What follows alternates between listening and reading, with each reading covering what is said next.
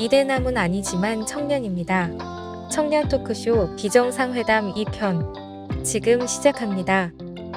사회 두 번째 이야기 차별과 불편. 다음으로 넘어가 보도록 할게요. 여러분은 일상 속에서 어떠한 차별과 불편을 겪고 계실까요? 저희 같은 경우에는 아무래도 성소수자들이다 보니까 일반 커플들이 받는 할인이라던가 이벤트에 참여하기가 조금 어렵더라고요. 그리고 조금 더 나아가서 저희가 만약에 결혼을 한다고 생각했을 때도 회사에 이제 밝히기가 조금 어렵다 보니까 신혼여행에 대한 연차라던가 경조사비를 받기가 조금 어렵지 않을까 하는 생각이 들었습니다.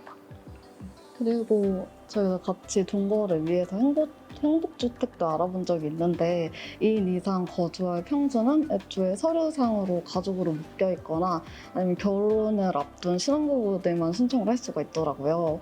그래서 우리도 여기 살고 국민인데 우리는 이러한 것도 신청조차도 못하는 게 좀 씁쓸한 마음이 들었던 것 같습니다. 두 분은 유튜브 하시고 계시잖아요. 그 유튜브 하면서 좀 뭔가 기억에 남는 일들이라던가 차별적인 말들이라던가 이런 게 있지 않았나. 저는 개인적으로 두 분이 대단하다고 생각이 들었거든요. 아니면 좋았던 기억을 말씀해 주셔도 좀 좋을 것 같아요. 좋았던 기억은 일단 댓글로 많은 응원이나 또 저희가 인스타그램을 하는데 거기 보기 좋다, 뭐 응원의 메시지 이런 걸 해주셨을 때 굉장히 좋았고, 또 저희는 이제 길거리에서 키워드를 알아볼 수가 있지 않잖아요. 근데 유튜브 이제 커플 채널을 하면서 다른 커플분들의 모습도 많이 보고 저희와 똑같은 정체성을 가진 분들의 얘기도 볼 수 있다 보니까 혼자가 아니구나 이런 공동체 같은 마음도 들었었고, 또 차별받았다고 느꼈던 적은 일단 댓글에서 맞아요. 저희가 둘 다 막 머리가 길고 화장도 하고 이러니까 좀 미디어에서 부정적인 시선에 바라보신 분들이 둘 다 머리가 긴데 누가 그런 남자 역할을 하냐 이런 댓글을 받았을 때 조금 차별을 받고 있지 않나 불편한 마음이 들었던 것 같아요. 저는 지금 여기 2시까지 와야 되는데 사실 늦은 이유가 장애인 콜택시, 바우처 콜택시가 40분가량 잡히지 않아서 이제 결국 카카오 택시로 돌려서 왔었는데, 일단 이 불편함이 가장 큰 것 같아요. 일단 이동권, 요즘 이동권 시위 전 장면에서 하고 이제 시민들과 불편함을 빚고 이런 부분들이 화제가 되고 있지 않습니까? 근데 사실은 이동권이 잘 지켜지지 않고 있는 건 솔직히 사실입니다. 우리나라 지하철역의 엘리베이터, 리프트 승강기 등 설치 비율이 굉장히 다른 나라에 비해서는 높은 건 맞습니다. 그런데 아직도 승강기가 없는 부분이 존재를 하고, 지난 4월 장애인이 9호선 양천향교역에서 에스컬레이터를 이용하다 추락해 숨졌다. 지하철 내부 승강기의 공간이 좁아 휠체어로 접근하는데 어려움을 겪은 것이다. 이처럼 승강기 설치율은 높지만 장애인 이동권이 보장받지 못하는 것이 현실이다. 저처럼 이렇게 바우처 콜택시나 이런 것들을 타기에도 솔직히 쉬운 상황이 아닙니다. 장애인들 100명 이상당 차 한 대를 배정을 시키고 있기 때문에 하나 택시를 잡으려면 이제 소위 1시간 넘게 기다려야 되는 상황도 지속적으로 발생이 되고요. 그래서 그거를 염려해서 약속 시간에 조금 더 빨리 도착하는 게 차라리 낫다라고 해서 너무 빨리 잡으면 빨리 잡아서 이제 도착했는데 도착해서 갈 곳이나 기다릴 곳이 없는 상황이 발생을 하거든요. 이런 이동권적인 큰 문제가 일단 먼저 있다는 점 말씀을 드립니다. 그리고 흔히 이야기하는 우리 시각장애인이 버스를 타지 못하는 이유는 버스를 탔을 때 버스 안내음이 끊기는 경우가 굉장히 많아요. 지하철은 일정한 플랫폼에 쓰지만 버스는 일정한 플랫폼에 쓰지 않기 때문에 그런 부분에 대한 두려움 등이 합쳐져서 많은 문제가 발생하는 것 같습니다. 이동권 말고도 이제 시각장애인 같은 경우는 정보 접근권에 가장 큰 어려움이 있거든요.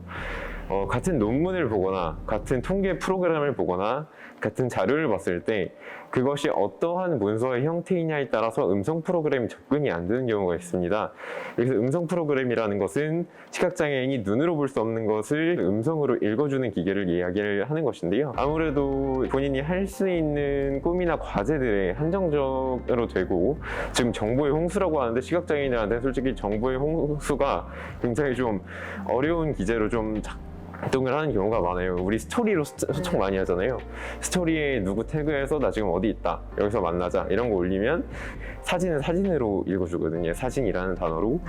이 스토리가 무엇을 의미하는 것인지 안에 있는 사진이 전혀 인지가 되지 않기 때문에 이런 부분에서 소외가 되고, 작은 부분에서의 소외가 네트워킹의 형성의 부재로까지 나타나는 일들이 지속적으로 일어나고 있는 것 같아요. 그리고 문화나 일상적인 거에 있어서도 그냥 길 지나다니다가 영화 보고 싶을 때 영화 보고, 이제 보통 혼자 할 수 있는 것들이 남들은 되게 많잖아요. 요즘 혼자 영화 보고 혼자 뭐 하고 이런 거. 저도 물론 혼자 하고 싶은 것들이 있죠. 근데 혼자 할 수 없는 상황, 누군가에게 꼭 의지해야만 되는 사회적 배리어라는 것이 존재하기 때문에 문화생활이나 혼자 보낼 수 있는 부분에서도 좀 어려움과 누군가에게 의존해야 된다는 좌절감을 안고 살 수밖에 없는 상황이 늘 차별의 기제로 일상에서 존재하는 것 같습니다. 네, 답변 감사드립니다.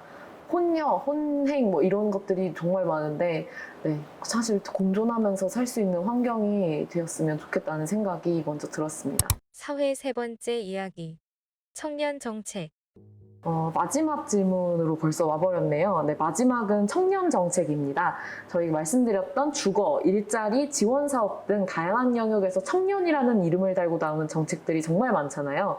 이들 중에서 좋아서 기억에 남는 청년 정책이나 혹은 싫어서 아니면 적용을 받지 못하는데 이게 왜지 싶어서 기억에 남는 청년 정책이 있다면 말씀해 주시면 좋을 것 같습니다.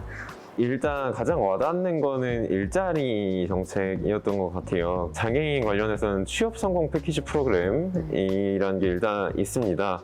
근데 사실은 이게 청년한테만 적용되는 건 아니에요. 장애인들한테 일자리를 알선해주고, 그 일자리를 들어갔을 때의 그 12개월 근속연수가 채워지면 주어지는 임금, 돈 등이 존재하는 것으로 알고 있는데, 이런 정책들은 좀 참 좋은 것 같아요. 의무고용률도 좀 괜찮다고 생각을 했고, 국가주도 일자리도 참 좋다고 생각을 했습니다만, 장애인이 원하는 일자리에 연결이 과연 가능할까에 대한 좀 의문감이 있습니다.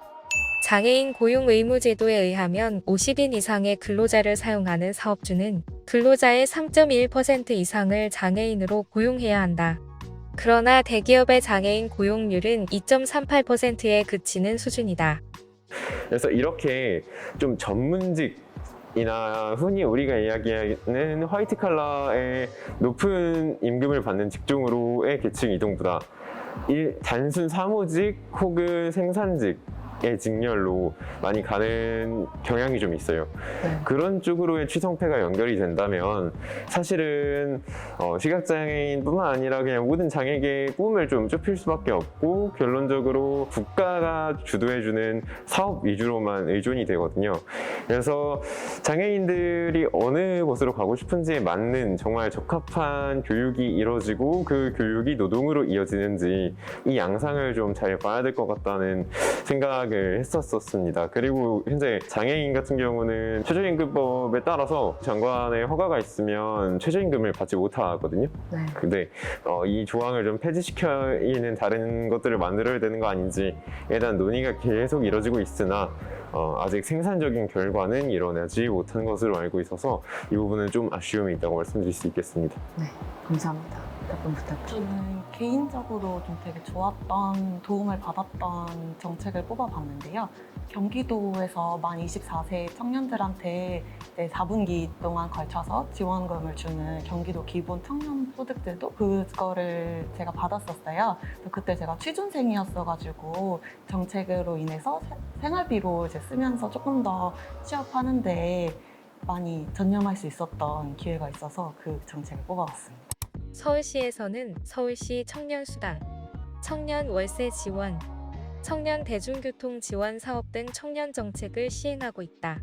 저는 좋았던 거는 청년 희망 적금, 일단 직장인 되고 나서 꼬박꼬박 적금을 넣고 있는데 아무래도 좀 더 좋은 금리를 받을 수 있다 보니까 그게 좋았던 것 같고요. 또 대학생 때는 KTX 그 네일로 혜택을 이용해서 기존 성인들 요금보다 좀 더 저렴한 가격으로 기차 여행을 다닐 수 있었던 게 기억에 남고 조금 이거는 잘 모르겠다 했던 제도는 청년빚 탕감 제도였는데요. 물론 상황이 어려운 분들한테는 이러한 제도가 좋게 사용될 수도 있지만 코인 투자를 해서 생긴 빚이라든지 좀 악용될 수 있지 않을까 해서 좀 염려되는 부분이 있었습니다. 그럼 혹시 두 분은 받고 싶었지만 받지 못했던 청년 정책이 혹시 있었으실까요? 그게 아무래도 아까 말씀드렸던 청년주택 같은 부분에서 저희가 신청을 했었지만 대기자가 너무 길더라고요. 그래서 그 예비 번호만 받고 그 기간이 지나서 끝났던 경우가 있었거든요. 그래서 그런 청년주택 지원 같은 게 조금 부족하지 않나 생각이 들었어요. 네, 답변 감사드립니다. 이대남은 아니지만 청년입니다. 비정상회담. 저희가 사실 이대남이 아닌 청년이다 라는 슬로건으로 모였는데 이대남에 대한 질문을 드리질 못한 것 같아요. 여러분은 이대남이라는 용어에 대해서 좀 어떻게 생각하시는지 좀 궁금해집니다. 승환님 먼저 답변 부탁드려도 괜찮을까요? 어려운데요. 그렇죠. 이대남도 그렇고 지금 최근에 뭐 이제 이렇게 뭐 줄여서 계속 이렇게 정치권에서 혹은 기사화시키고 뭐 이렇게 하는데 좋은 현상이라고 보여지진 않는 것 같습니다. 결론적으로 이렇게 프레이밍 싸움으로 가고 국민 간의 분열로 이루어지고 있는 부분들은 확실히 정치권에서 반성을 해야 되는 부분이라고 생각을 합니다. 그래서 이대남도 그거의 하나로서 뭐 입에 잘 달라붙고 쉽게 접하긴 좋겠지만 공통적으로 범주화할 때는 굉장히 조심히 해야 된다라고 생각을 하고 일반화의 오류라고도 생각을 할 수도 있는 부분이기 때문에 그런 부분들에 있어서 정치권에서도 그렇고 공동체를 이렇게 어떠한 단어로 규정 내리는 것 자체도 많이 경계해야 되는 부분이라고 생각을 합니다. 흔히 우리 이렇게 계속적으로 갈등이 이루어지고 균열이 이루어지다 보면 탈정치화 현상이 나타날 수 있는데 저는 가장 그 현상이 우려되는 부분이기 때문에 정치권에서 나타나고 있는 편가르기 혹은 이런 것들이 긍정적으로 전혀 보여지고 있지 않다는 점은 말씀드릴 수 있을 것 같습니다. 네, 감사합니다. 두 분께서도 혹시 답변 저희도 가능하실까요? 비슷한 의견인데요. 이제 대선 때 이대남이라는 말이 좀 화두에 많이 올랐었잖아요. 저희도 실시간으로 그 개표한 그 상황을 보고 있었는데 너무 이제 20대 남녀가 되게 갈라서는 모습에 좀 놀랐었고 좀 청년들의 현실을 그대로 보여주고 있는 것 같아서 좀 씁쓸하기도 했었어요. 그래서 그런 걸 보면서 그게 저출산이나 또 1인 가구 이렇게 많아지고 있는 시점에 다 연결이 되지 않을까 하는 생각도 들었던 것 같아요. 이대남은 아니지만 청년입니다. 비정상회담. 네, 일상 속 이야기부터 사회적인 담론까지 다양한 분야에 관해서 이야기 나눠봤는데요. 참여해주신 패널분들 마지막으로 소감 듣겠습니다. 오늘 어떠셨나요? 먼저 이내님부터 부탁드릴게요. 저희가 이런 자리가 처음이어가지고 떨려서 잘 말을 했는지 모르겠지만 제가 그동안 많은 고민들도 해왔고 생각을 해왔던 얘기를 이렇게 직접 말로 할 수 있어서 너무 뜻깊었던 자리였던 것 같아요. 친구들이랑 이런 정책들이나 살고 있는 그런 상황들에 대해서 자세히 얘기해 본 적이 없는데 이런 토크쇼를 통해서 한 번 더 저희의 생각도 정리를 하고 또 다른 분들의 생각도 들어볼 수 있어서 너무 좋았고 앞으로도 좋은 기회가 또 있으면 참여하고 싶습니다. 감사합니다. 승환님 마지막으로 부탁드릴게요. 되게 어떻게 보면 공정 능력주의 되게 말하기 쉽죠. 너무 어려운 단어들이잖아요. 그래서 이런 단어들을 갖고 그러니까 흔히 민감하다고 이야기할 수 있는 주제들을 이렇게 터놓고 이야기할 수 있는 자리가 있다는 것 자체만으로도 좋은 기회였다라고 생각이 듭니다. 이런 좀 인터뷰나 이런 것들을 진행을 계속 해왔는데 이번에는 조금 솔직하게 이러한 제가 겪고 있었던 문제들 혹은 저의 정확한 입장들을 조금이나마 솔직하게 전달할 수 있는 자리였던 것 같아서 의미가 깊습니다. 이런 기회 만들어주셔서 정말 감사하다는 말씀 드리겠습니다.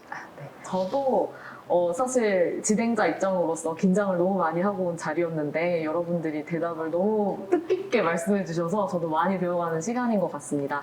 이대남 바깥의 청년 중에 한 명으로서 사실 이대남 바깥의 청년들은 누가 있을까? 우리와 함께 연대할 수 있을까? 이런 고민들을 많이 했었는데 오늘 이 시간으로서 우리의 연대 가능성을 저는 맛본 것 같고 저희가 앞으로도 얕지만 깊게 연결돼 있는 그런 공동체로서 공존을 이뤄갔으면 좋겠다는 생각이 들었습니다. 이대남은 아니지만 청년입니다.